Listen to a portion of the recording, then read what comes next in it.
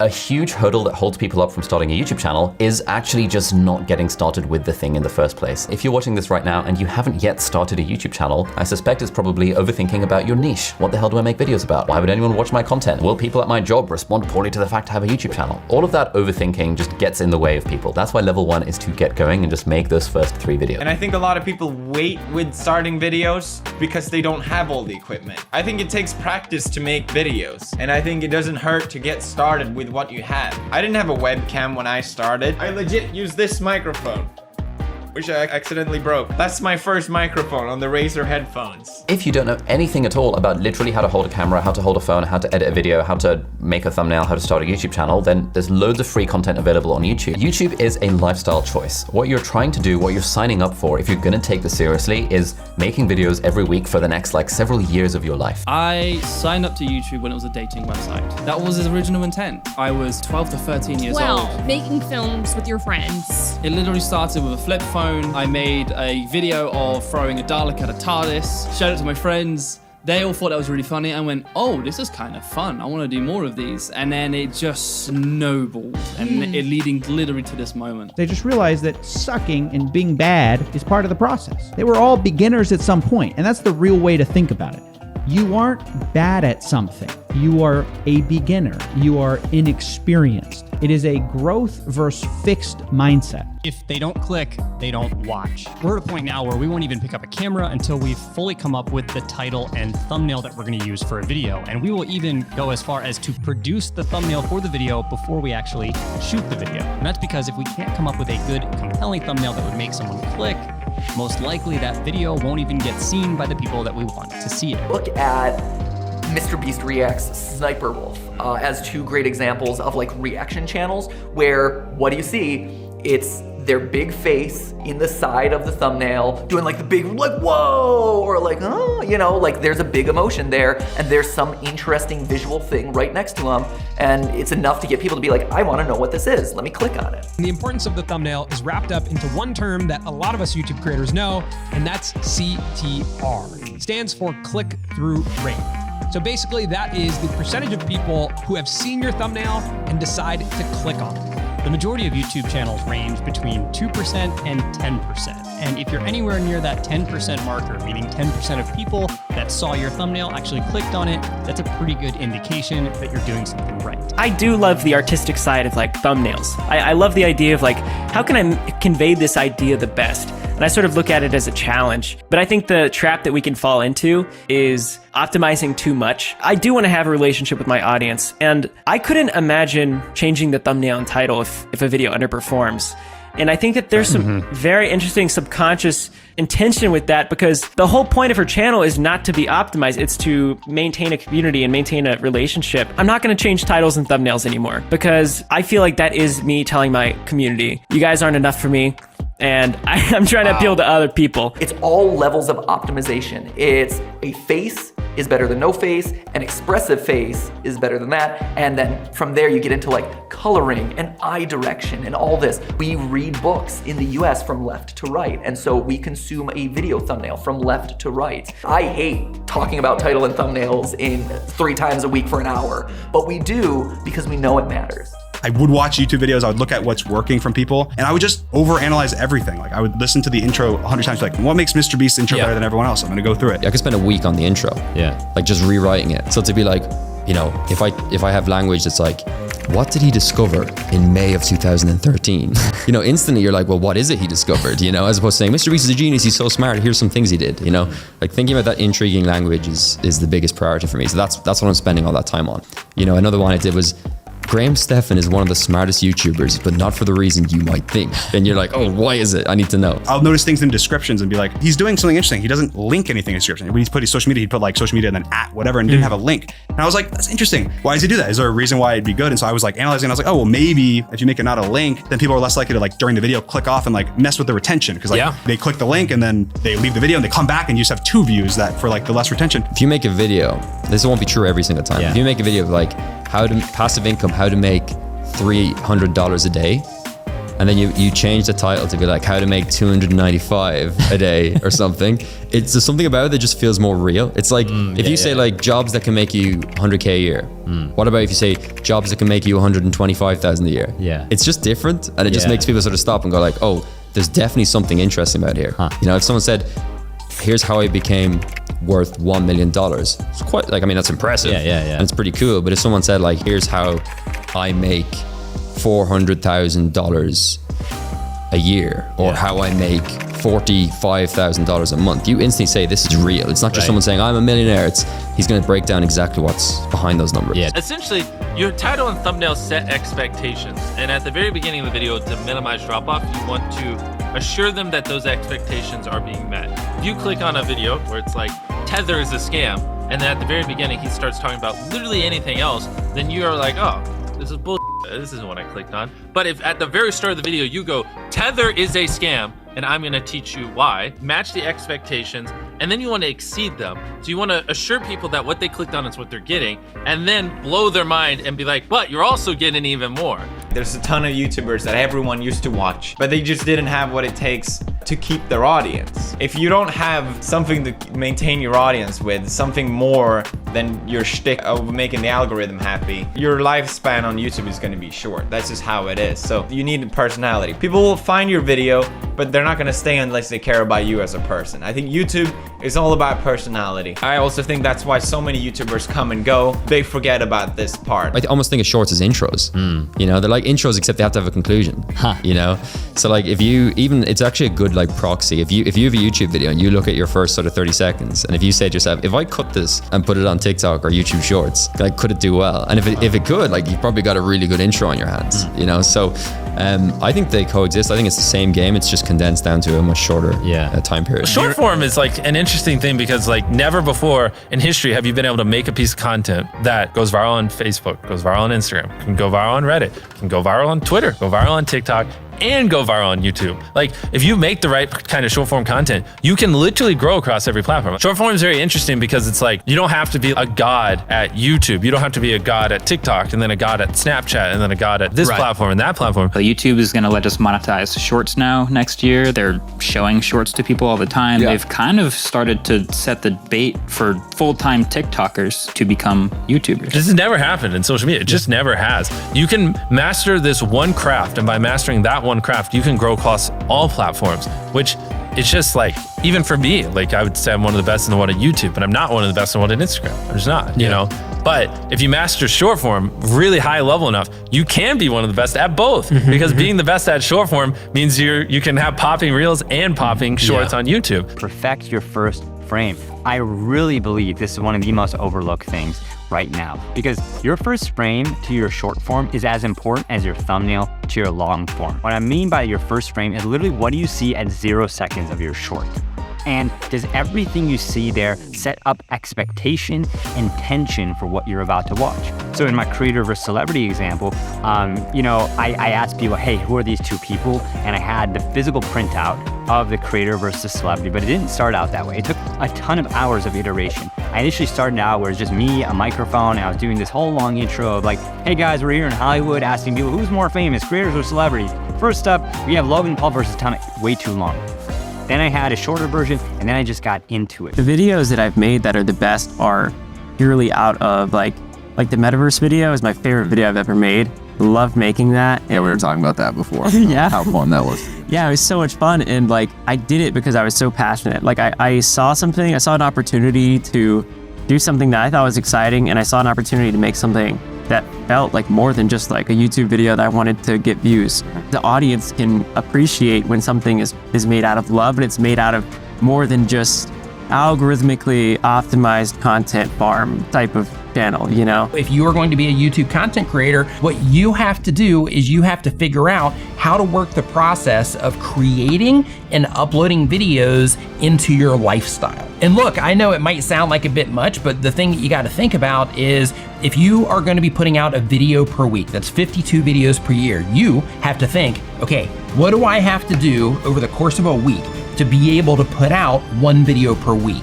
And is it possible with the type of content that you make to be able to make more than 1 video in one sitting? Like when you turn on your camera to make videos, or you get out your artboard to make videos, or whatever it happens to be for the type of content that you make, you have to try to think, hey, is there a way that I can make more than 1 video while I'm in the process of creating right now? If so, do it so that you can start putting some videos to the side so that you build up a queue of videos over time. That'll take a lot of the pressure off as long as your content type supports it, and that will ensure that you stay consistent over the next 365 days. Like, I can see a video and know why it gets less views, but that doesn't mean that it's worse. It just means it's going to be, in only terms of YouTube view count and monetarily, less successful.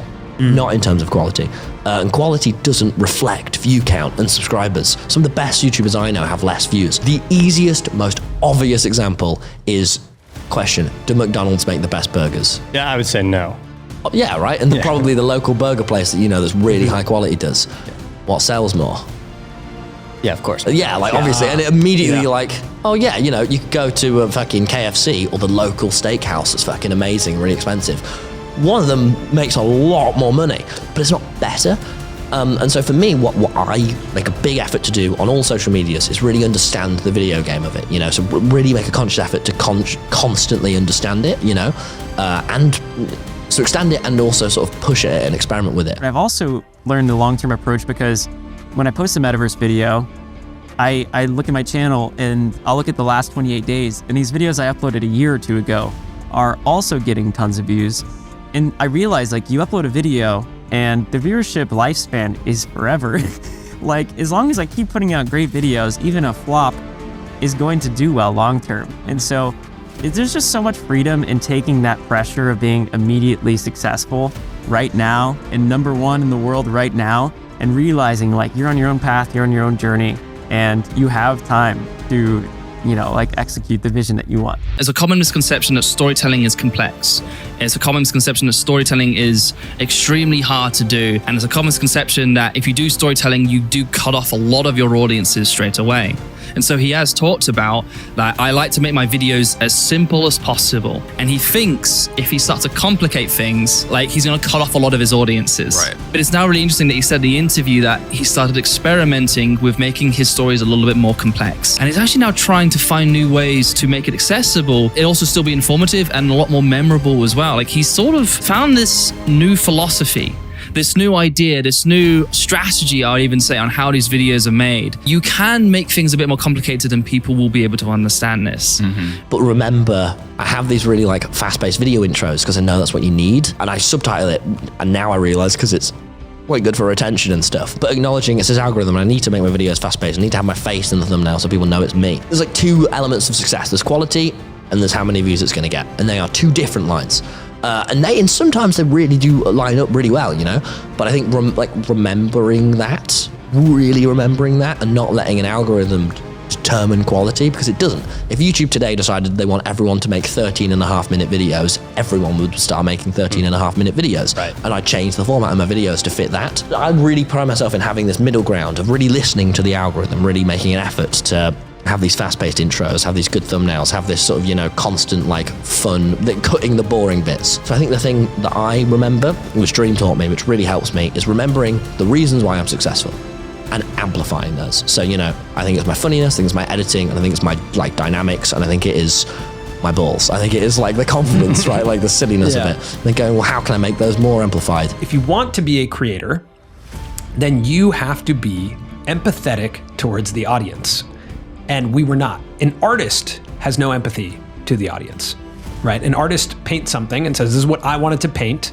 I don't care what you think about it. Interpret it as you wish. Okay. If you want to be an artist, that is a different thing. Yeah. If you want to be a creator, you have to be empathetic towards the audience. There's a balance between what you want to make, what the audience wants, and what the platform wants. There's 3 things that make up, you know. What you want to make, what the audience wants, and what the platform wants. Yeah. Okay. That's something that we call content market fit, is finding, you know, that right in the middle of that is content market fit. What you want to make, what the audience wants to watch, and what the platform wants.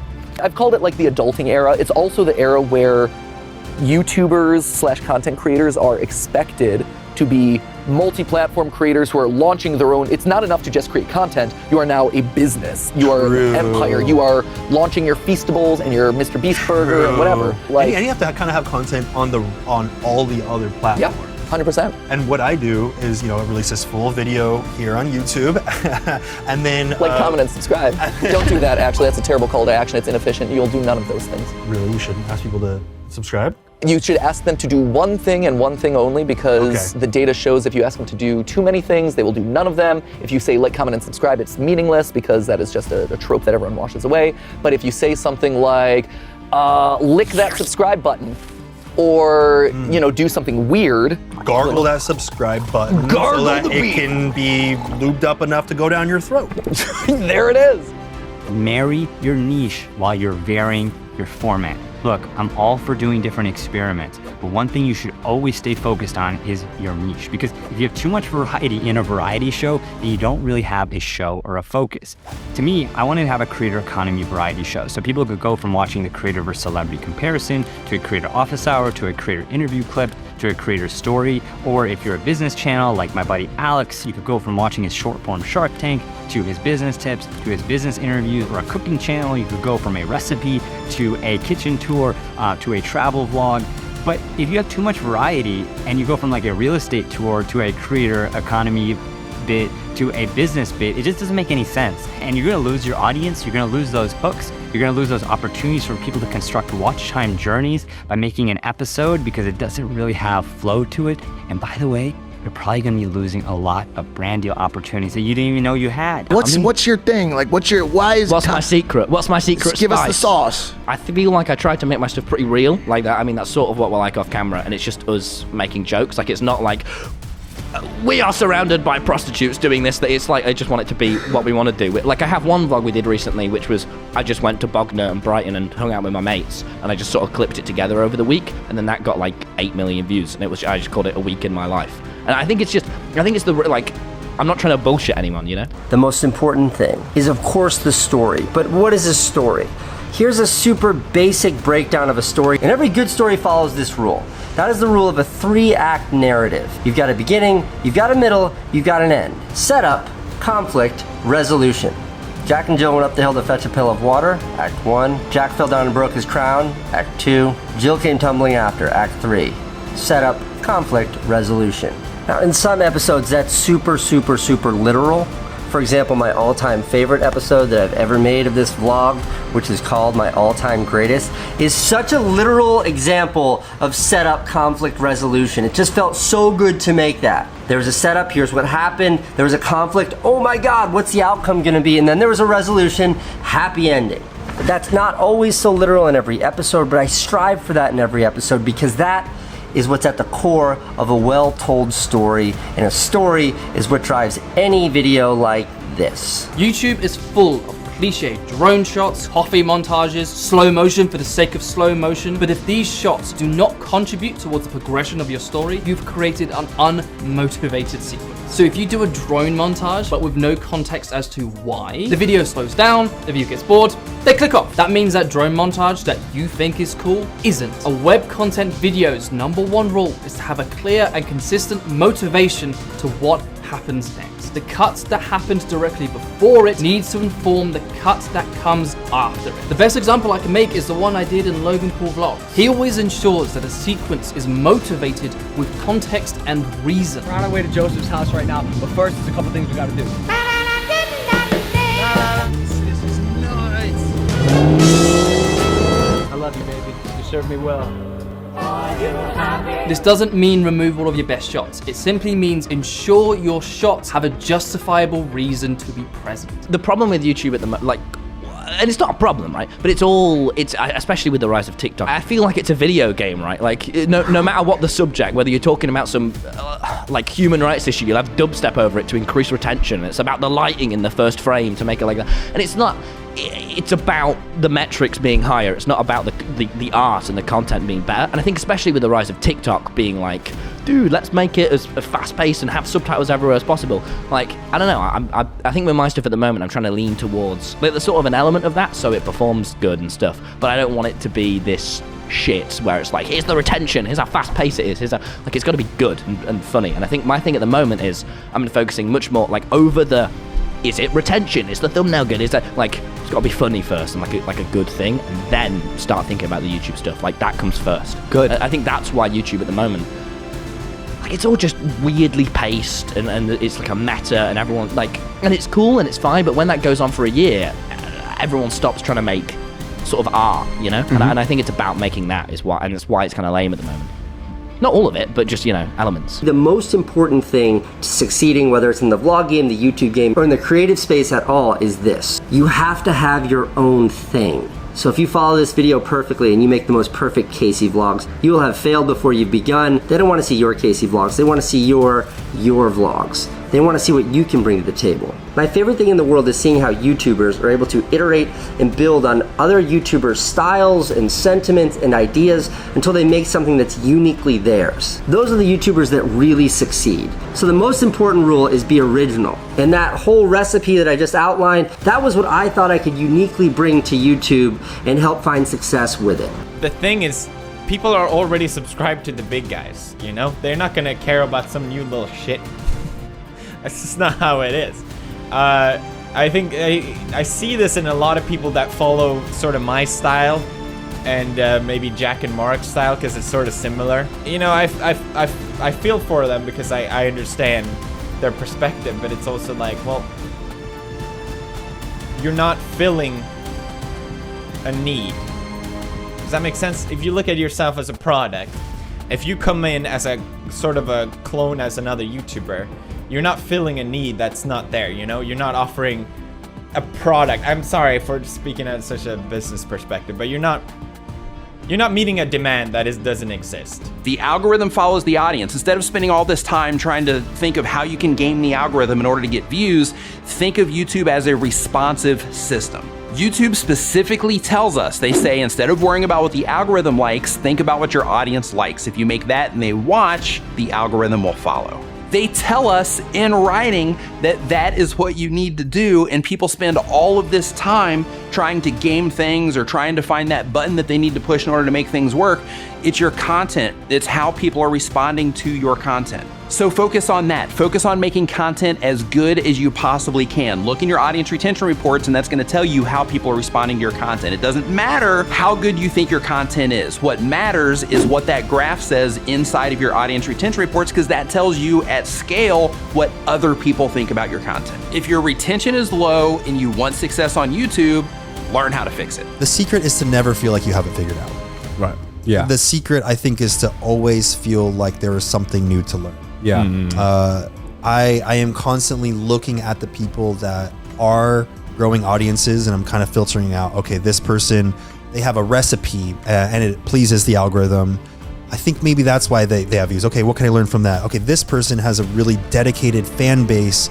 They don't necessarily appeal to the algorithm, but they appeal to an audience, and what can I learn from them? Yeah. So for me, it's really about constantly learning. If you care about growing an audience and making it bigger on YouTube, you're gonna have to eventually carve out your own style, your own thing, what makes you different, what makes you unique.